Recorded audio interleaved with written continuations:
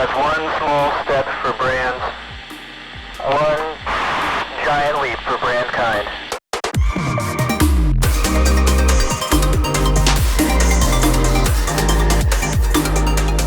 Hey everybody, welcome to another episode of Food Chains. Today we have Willy Kwak, the founder of Krack'd Snacks on the show. Willy, welcome to the show. Thank you.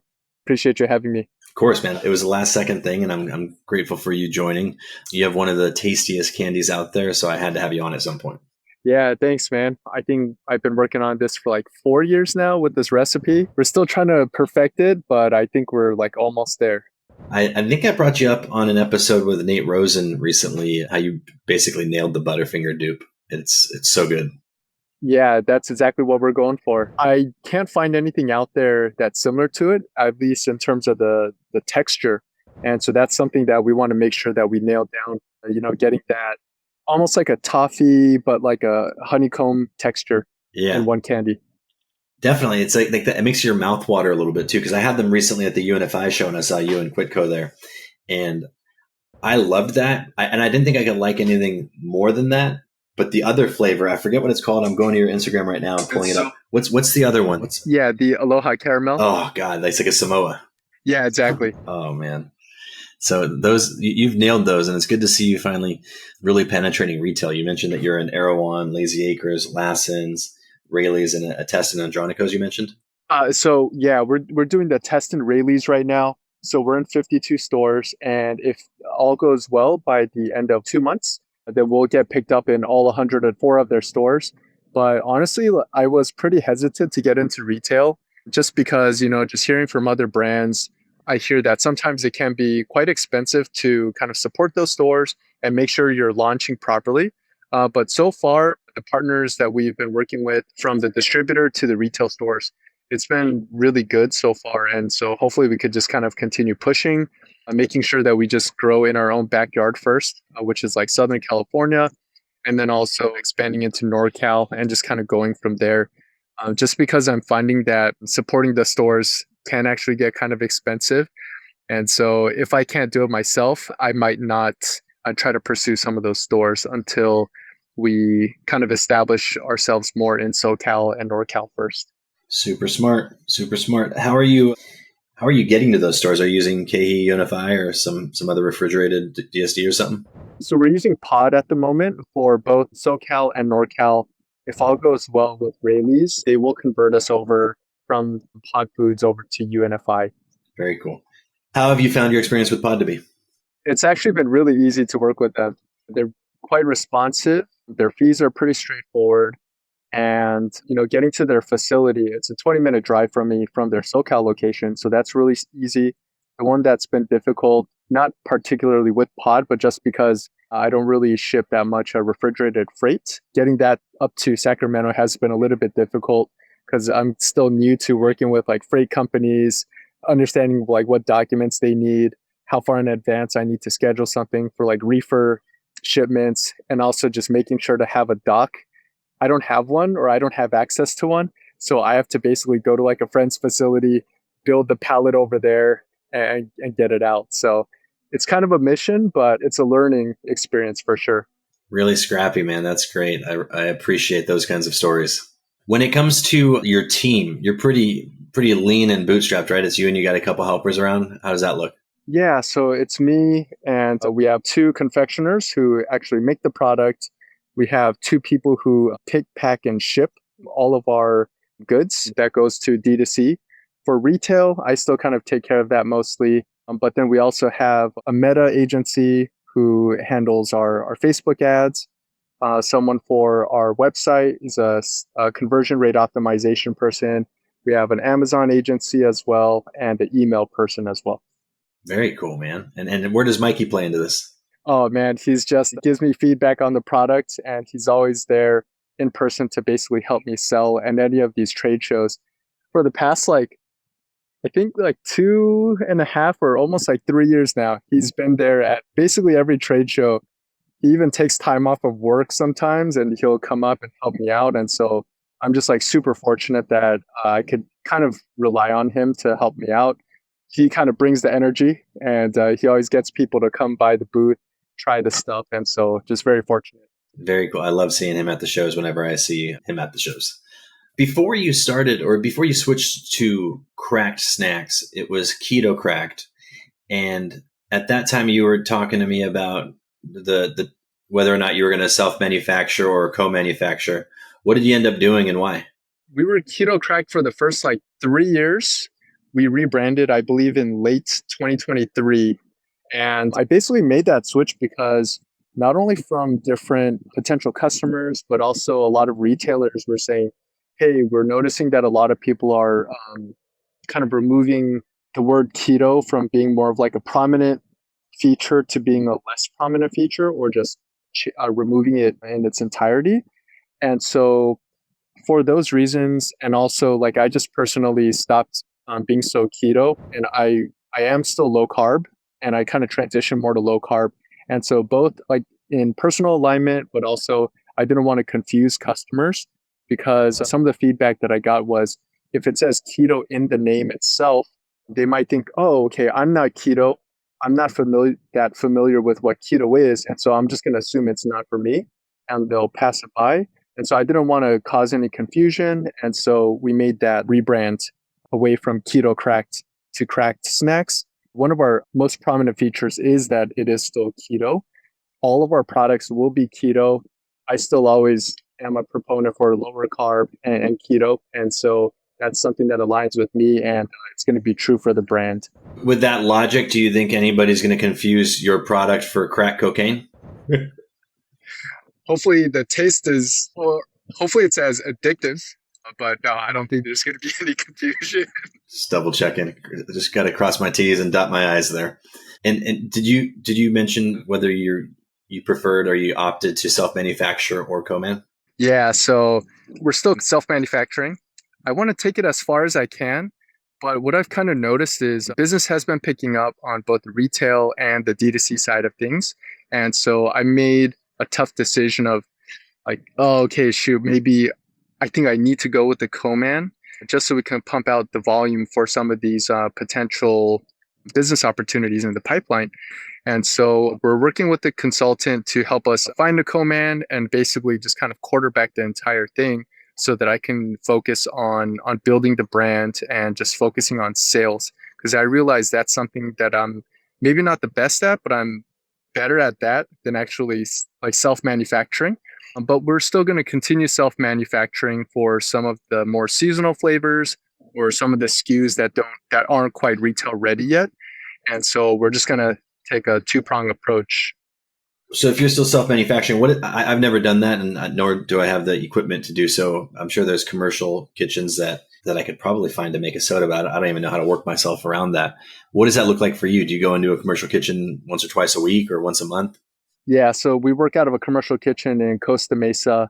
They don't have much equipment that's perfect for what we need. And so, just over time, I've just kind of acquired equipment that helps us. But yeah, we just go out to the commercial kitchen every so often to make the product. If you could land only one retailer in the next 12 months, who would it be? I think that retailer would be Sprouts, but my understanding is that they're kind of moving away from allulose for the time being. Our products contain allulose. I prefer not to use other sweeteners to substitute it, just to get into that store. For example, I think they still allow erythritol. I'm just not the biggest fan of erythritol. I'm not against it, but just more of a taste and a cooling effect thing. Plus, it kind of upsets some people's stomachs. And so I know that I could potentially swap out allulose for another sweetener. We'll see, but I don't think erythritol or other sugar alcohols is going to be the solution. Sounds like that shouldn't be the retailer you want in the next 12 months. It sounds like there should be another one that's more accepting of it. Yeah, I'm not quite sure who that retailer would be. Yeah, our eyes are still more set on growing D2C and on Amazon, retail kind of being our third channel. Got you. What do you think the reasoning behind pulling away from allulose is? To be honest, I'm not sure. I even asked, so Pod Foods is the one that kind of mentioned, hey, they're not quite looking into this anymore, or they're not reviewing any products with allulose at the moment. I haven't seen any negative news about allulose. Everything that comes out, it's always positive. I'm a big proponent of it. I basically transitioned our entire family away from using sugar to allulose. And so, yeah, we've been eating allulose for the past like 5 years now. And so, yeah, I'm not sure what it is. Very interesting. I remember back early on with Perfy, the retailers that had some sort of reaction or feedback to when allulose was on our label, they couldn't quite ask the question or answer the question why. And when I asked them, well, do you have canola oil available in your stores? They're like, oh, of course we do. And then they kind of got it that I like, why would you have one and not the other? There's no real evidence that there's any sort of issues with it. And it's just a superior ingredient. Back when I used to call Perfy superfood soda when I was allowed to use allulose on the label, I thought of it as a superfood because if you replaced cane sugar and high fructose corn syrup with allulose, aside from the macroeconomic impact of killing the cane sugar industry or the trade, imagine what it would do to the metabolic health of the planet. Like what effect would that have over the next 12 months or the next 5 years, the next 25 years? It could be pretty impactful. And I always wondered, in the grand scheme of things, would diabetes be a reversible thing? Or it's already reversible, but would it be more preventable? Would the prevalence of it be less? And I think the answer is yes. And I don't understand why people didn't get behind it more. Yeah, I don't know if it's because it requires maybe too much education, because I get a lot of people who are already familiar with sweeteners like monk fruit and erythritol. They'll still ask, hey, what's allulose? I'll explain it. Some people get excited. Some people are like, hey, this is just too much info, or like, it sounds too good to be true. But no, I totally agree with you. I think the more that we can swap out sugar with allulose or even just alternative sweeteners that have lower impact on blood glucose or just even have lower calories, I think that's the best way to go. I think it will go a huge way in either preventing or maybe slowing down people with like pre-diabetes or even who are diabetic. I think it will help out a lot. Yeah, I think it's an interesting thing because I think the equivalent of allulose in the fat world is Epigee. And David Barr acquired Epigee. And my thought process there is that if EPO, I think that's what the fat is a fat that has like 1/10 of the caloric impact of normal fat. Same idea as allulose. Allulose has 1/10 the caloric impact of sugar. So for every 1 gram of sugar, that's 4 calories. And for every 1 gram of allulose, it's 0.4, I believe. I think that's the math. That's 1/10 of more. And Epigee is kind of the same thing. So what I'm getting at is that I think retailers are much more approving of something with EPO than they are of allulose. And I think there's much more education out there on allulose, and it just confuses me sometimes. Yeah, it's unfortunate because we were actually one of the customers that used EPG. Oh, We no longer have access to it. We were using it in our protein cookies so we could get basically a really good mouthfeel with relatively low calories and high protein.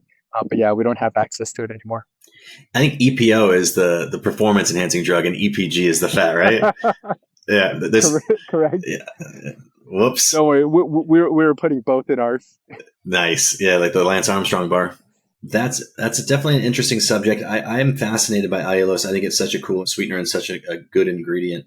Hey, maybe I'll be wrong in 20 years, but there's just so many cool brands that are now using it. And I was at Quest Nutrition back in 2014 or 2015 testing that sweetener as a guinea pig. And I thought it was so cool back then how I realized not only did it not spike my blood sugar, but it lowered it over the course of the 2 hours, because the way that Ron and R&D handled it was you fasted, you took literally almost like a shot of allulose, and then you did it every 30 minutes for 2 hours or something like that. Or you took the shot and then you tested your blood sugar every 30 minutes for 2 hours. I forgot what it was, but very, very cool thing. And we launched that in, I think, our cereal bars first and then our hero bars. I've been fascinated with that ever since. And there's more brands that have been using it. Like I think Liquid IV uses it now. And you just see it on more and more nutritional facts panels. So it's exciting to me. Yeah, I think Nix uses it as well, at least in their bars, probably in their ice creams too. But yeah, it's really interesting because that's an effect that people don't think they're going to experience. For example, one of our customers, they filmed a video where they do a 30-minute, 1 hour, 1.5, and 2 hour blood glucose tests with our snacks.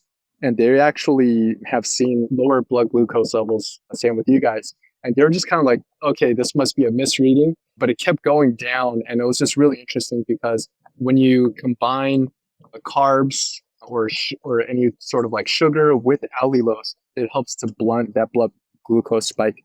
And so your blood glucose will go up a little bit, but not as much as if you were to have sugar or carbs just on its own. Yeah, for sure. That's one of the cool things. And lowering blood sugar isn't always a good thing. If you drink a Diet Coke or a Coke Zero, it might actually lower your blood sugar. People always think that it spikes. I don't think that it spikes, or at least it hasn't with me, but it lowers it. And in my opinion, I'm not a doctor, so this could go in one ear out the other, and nobody take this as nutritional advice or science advice. But from what I've read and what I've studied over the past 12 years since Quest is if something lowers your blood sugar, it's probably a 0-calorie item, and your pancreas will still secrete insulin because it thinks that it had something very, very sweet. And it's that very act of secreting insulin that's getting attached to something with 0 calories that creates insulin resistance. So I don't always view it as a perfect answer, but in certain cases where it just mitigates blood sugar impact or maybe goes up a little bit but doesn't spike it, I think is a more perfect solution. But again, I'm not a doctor and I could be talking out of my ass. Yeah, same here. No comment. Yeah, don't quote me on it, but I read it in a science article and I'm probably paraphrasing hopefully correctly. So what's next for you? What are you excited about? What kind of things are you blocking and tackling today that are just tough and sometimes feel miserable? Tell me more about that stuff. Luckily, there's a lot of good things going on. And so the two biggest bottlenecks for me right now, and I think this is kind of a turning point for us in the business where, we were able to do everything in-house from manufacturing to pick, pack, and ship. We handle all of it ourselves, but we're kind of at the point where I don't have the mental bandwidth or maybe the skills or the capability to build out either the pick, pack, and ship side so we can actually fulfill all of our orders, nor do I feel that confident in building out a facility to manufacture on a larger scale. Plus, I don't want to invest that much money at the moment. And so I'm working on working with the 3PL so we can fulfill shipments on the East Coast. We'll still handle the West Coast temporarily for a few months until we feel comfortable with how the East Coast shipments are performing. And then we'll transition over into this 3PL partner's West Coast facility. Also, congruently, we'll transition from doing self-manufacturing for some of our best-selling bars to offloading it to a co-man.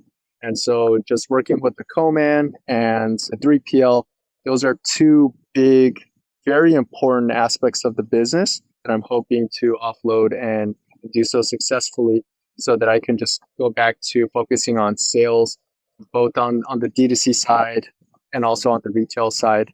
Are you planning on self-producing here and then shipping to the East Coast 3PL? Yeah. So that's going to be, it's still expensive, but it's going to be a net positive. So it's going to be cheaper than if we were to still manufacture here, but then ship out to the East Coast. There are just more efficiencies of shipping out a full pallet to the East Coast and then having them ship items in like 2 or 3 days. It might take us 2, 3, maybe even 4 days for a package to arrive. By the time that it arrives on the customer's door, it might arrive melted, or if we're able to get it to them in like 1 or 2 days, it's just so much more expensive than if we were to ship that full pallet out to the East Coast and then have them ship it out in maybe like 1 or 2 days. It's a lot closer for the customer. Do you have shipping procedures that are different in winter or fall months versus summer and spring because you have a product that may melt? Yeah. So for 6 months out of the year, from basically October to April, it's pretty easy for us to ship items. In most places, we don't have to use any sort of foil or any sort of ice. And it's just as simple as putting the items into the box, putting a few like marketing materials, packing it up, shipping it out.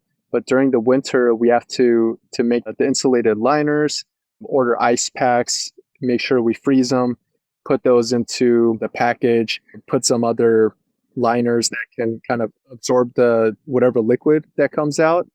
And it's just a whole ordeal where it goes from taking maybe 3 minutes of packaging an order from during the winter or colder months up to sometimes like 15 minutes to packaging the summertime ones. And so it's caused the backlog where we're about like 150 orders behind. And I'm just having to tell customers, hey, I'm so sorry. Like we're doing our best. We're trying to keep up with orders right now, but it's definitely kind of breaking the customer's trust that we built with them over the past few years because the shipments are just, it's taking 2, maybe 3 weeks longer than they expect. Yeah, I could see that. Are you hoping to land a co-man in the center of America so you ship equidistant to your 3PL on the East Coast and to yourself on the West Coast? Yeah, that's a great question.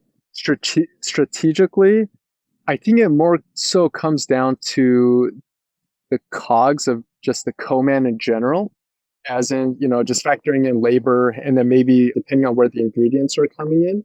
I think that's going to be a bigger factor than having the finished goods and then shipping that somewhere.